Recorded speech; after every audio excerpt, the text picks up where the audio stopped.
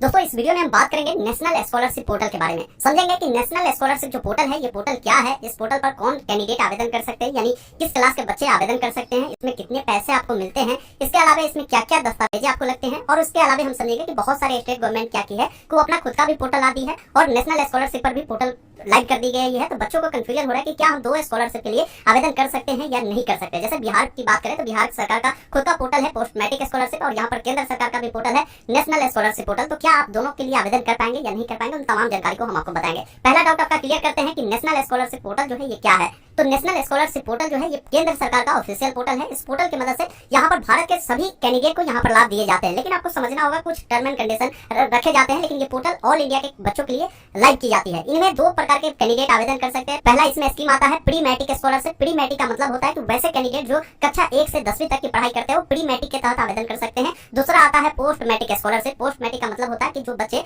10वीं से ऊपर की पढ़ाई करते हैं, 11वीं 12वीं या कोई भी टॉप क्लास के वो कोर्स करते हैं, वो इसके लिए पोस्ट मैट्रिक के तहत आवेदन कर सकते हैं। अब समझते हैं कि इसके लिए आवेदन कौन कर सकते हैं। तो देखिए यहाँ पर अलग अलग 3 प्रकार के स्कीम चलते हैं। पहला सेंट्रल स्कीम है, दूसरा यूजीसी स्कीम है और तीसरा स्टेट स्कीम है। अब सबसे पहले आपको स्टेट स्कीम पर आपको क्लिक कर लेना है और यहाँ पर देख लेना है कि आपके स्टेट का नाम इस लिस्ट में है या नहीं है। मान लीजिए अगर आपका स्टेट का नाम इस लिस्ट में नहीं है तो इसका क्लियर मतलब है कि आपके स्टेट गवर्नमेंट ने खुद का पोर्टल लाइव की होगी, उस पोर्टल से ही आप आवेदन करें। जैसे यहाँ पर कहीं भी आप देखेंगे बिहार का नाम नहीं है, तो बिहार का इसलिए नाम नहीं है क्योंकि बिहार सरकार ने खुद का पोर्टल लाया है जिसका नाम बिहार पोस्ट मैट्रिक स्कॉलरशिप इन्होंने रखा है। और यहाँ पर बीसी ईबीसी एससी एसटी के बच्चों को आवेदन करने का मौका दे रहे हैं। तो अगर आप बिहार के बच्चे होंगे, तो अगर आप चाहते होंगे कि दोनों स्कॉलरशिप का लाभ ले पाए, हम पोस्ट मैट्रिक का भी ले ले और नेशनल स्कॉलरशिप का भी लाभ ले ले, तो आप लाभ नहीं ले सकते हैं। अगर आप गलती से भी रजिस्ट्रेशन कर देते हैं और गलत स्कीम को चुनकर फॉर्म को फाइनलाइज कर देते हैं, तो दोनों स्कॉलरशिप का लाभ आपको नहीं मिलेगा। ऐसे आपका स्कीम खुलेगा ही नहीं, क्योंकि यहाँ पर आपका नाम है ही नहीं आपके राज्य का, तो आप इसके लिए योग्य नहीं माने जाएंगे। तो ये आपका पहला डाउट क्लियर हो चुका होगा। लेकिन कंडीशन ये होता है कि यहाँ पर सेंट्रल स्कीम के तहत अगर मान लीजिए आपके राज्य सरकार का खुद का पोर्टल है, फिर भी आप सेंट्रल स्कीम में बहुत सारे स्कीम के लिए अगर आप एलिजिबल होंगे तो आप इसके लिए अप्लाई कर सकते हैं। ऐसा कौन सा स्कीम है तो उसके बारे में हम आपको बताते हैं। यहाँ पर देखिए department of school education and literacy का एक स्कीम चलता है जिसे नेशनल मींस कम मेरिट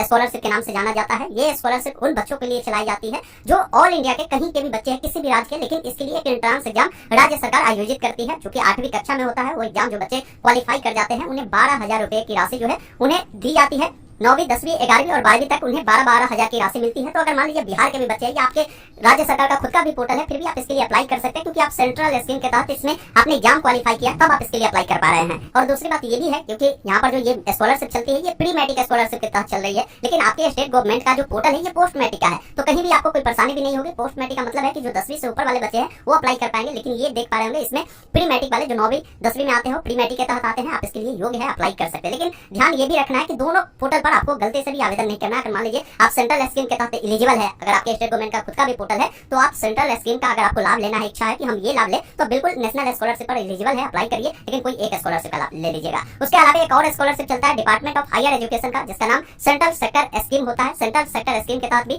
जिन बच्चों ने 12वीं कक्षा में 80% से अधिक अंक लाए होंगे उन बच्चों को यहाँ पर अप्लाई करने का मौका देता है। और हर बोर्ड इसके लिए एक लिस्ट जारी करता है कि किन बच्चों को इसमें अप्लाई करना है। उनको में भी बताया जाता है कि आप एनएसपी के पोर्टल पर जाकर आवेदन कर सकते हैं, इसका पोर्टल खुला गया है। लेकिन बात करें बहुत सारे बोर्ड ने इस बार इसका लिस्ट भी जारी नहीं किया है, तो जब आप अप्लाई करने जाएंगे तो आपका स्कीम नहीं खुलेगा, क्योंकि लिस्ट जब तक नहीं आएगा जब तक आप इसके लिए एलिजिबल नहीं माने जाएंगे। इसके अलावा सेंट्रल स्कीम के तहत ही एक आता है department of employment of person with disabilities, मतलब कि वैसे बच्चे जो दिव्यांग है वो चाहते हैं इसके लिए अप्लाई करना, तो वो भी इस पोर्टल पर अप्लाई कर सकते हैं। अगर आप बिहार के हैं फिर भी अप्लाई कर सकते हैं, लेकिन ध्यान रखेंगे प्री मैट्रिक के तहत अगर आप आते हैं तो इस पर अप्लाई कर दीजिए। पोस्ट मैट्रिक के तहत आते हैं तो या तो आप इस पोर्टल पर अप्लाई करिए या आप बिहार सरकार के पोर्टल पर अप्लाई करिए। इन बातों को ध्यान रखना है, गलती से भी दोनों पोर्टल से आप आवेदन मत करिएगा, क्योंकि कहीं आप एक ही पोर्टल से लाभ लेंगे, या तो केंद्र सरकार से ले लीजिए या राज्य सरकार से ले लीजिए, ये आप ध्यान रखिएगा। यही यहाँ पर आप देखेंगे माइनॉरिटी अफेयर्स में जो मुस्लिम, सिख, ईसाई, जैन ये सब जो कैंडिडेट होते हैं उनके लिए अभी तो पोर्टल नहीं लाइव हुई है, लेकिन इन बच्चों को भी यहाँ पर नेशनल स्कॉलरशिप पे मौका मिलता है। और यहाँ पर बिहार पोस्ट मैट्रिक पे भी मौका दिया गया है, लेकिन किसी एक पोर्टल पर आप पंजीकरण कर सकते हैं। तो यहाँ तक आपकी जो डाउट हो गई क्लियर हो चुका होगा कि आवेदन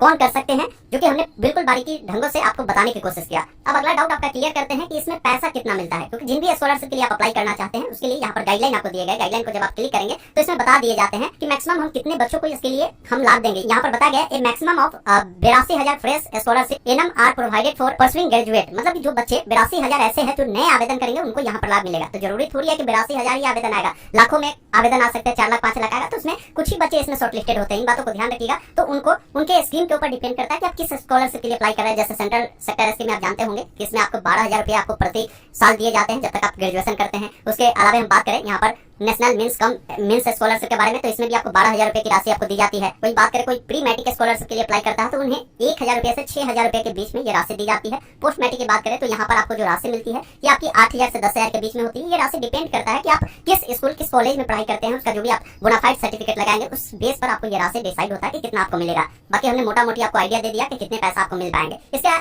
अलावा इसमें डॉक्यूमेंट क्या लगता है आवेदन करने के लिए, तो समझ लीजिए। देखिए, इसमें अप्लाई करने के लिए कोई ज्यादा डॉक्यूमेंट आपकी नहीं चाहिए। आपके पास क्या होगा कि इस बार नेशनल स्कॉलरशिप में आवेदन प्रक्रिया में बदलाव हुए हैं, तो आपके पास आधार कार्ड होनी चाहिए, आधार से जुड़ा मोबाइल नंबर होनी चाहिए और आपके पास एक बैंक पासबुक भी होनी चाहिए। और उसके अलावा बताया गया है कि इस बार जो भी कैंडिडेट अप्लाई करेंगे उनके पास एक मोबाइल नंबर, ईमेल आईडी और आपके पास जो कॉलेज में पढ़ाई करते हैं उसका बोनाफाइड सर्टिफिकेट होनी चाहिए। जब आप अप्लाई करेंगे तो बोनाफाइड सर्टिफिकेट डाउनलोड करने का ऑप्शन मिलेगा। देखिए, इस पर हमने डिटेल वीडियो बना दिया है। बस आपको यूट्यूब पे लिखना है नेशनल स्कॉलरशिप, लास्ट में ऑनलाइन अपडेट एसटीएम लगाएंगे, ये वीडियो आपको मिलेगा। जैसे देखकर फॉर्म को आप बड़े ही बारीकी ढंग से अप्लाई कर सकते हैं। हर एक स्टेप को हमने बहुत ही बारीकी ढंग से आपको बताया है। अब समझते हैं कि क्या 2 स्कॉलरशिप के लिए आप अप्लाई कर सकते हैं, तो इसका जानकारी हमने वीडियो में आप तरीके से आपको बताया कि दोनों स्कॉलरशिप के लिए आप अप्लाई नहीं कर सकते हैं। किसी एक स्कॉलरशिप के लिए अगर आप एलिजिबल है, अगर मान लीजिए नेशनल स्कॉलरशिप पर ही आपको लगता है अधिक पैसा आपको मिलेगा, तो नेशनल स्कॉलरशिप के थ्रू ही आप लाभ ले लीजिए। लेकिन दोनों के लिए आप बिल्कुल भी गलती से भी आवेदन मत करिए, वरना आपको परेशानी हो जाएगी। इन बातों को ध्यान रखिएगा। तो मैं उम्मीद करता हूँ नेशनल स्कॉलरशिप पोर्टल पर आवेदन को लेकर आपके सारे डाउट कंफ्यूजन दूर हो चुके होंगे। बाकी जो भी स्कॉलरशिप नेशनल स्कॉलरशिप स्कीम के तहत आते हैं उन पर लगातार हम वीडियो बना रहे हैं और आने वाले समय में आपके जिस टॉपिक पे वीडियो देखना है उससे कमेंट बॉक्स में आप हमें सजेशन दे सकते हैं। उस टॉपिक को हम रिसर्च करेंगे। बाकी अगर लगेगा हमें उस वीडियो को बनाना चाहिए तो जरूर उस पर हम डिटेल वीडियो उपलब्ध करा देंगे। धन्यवाद।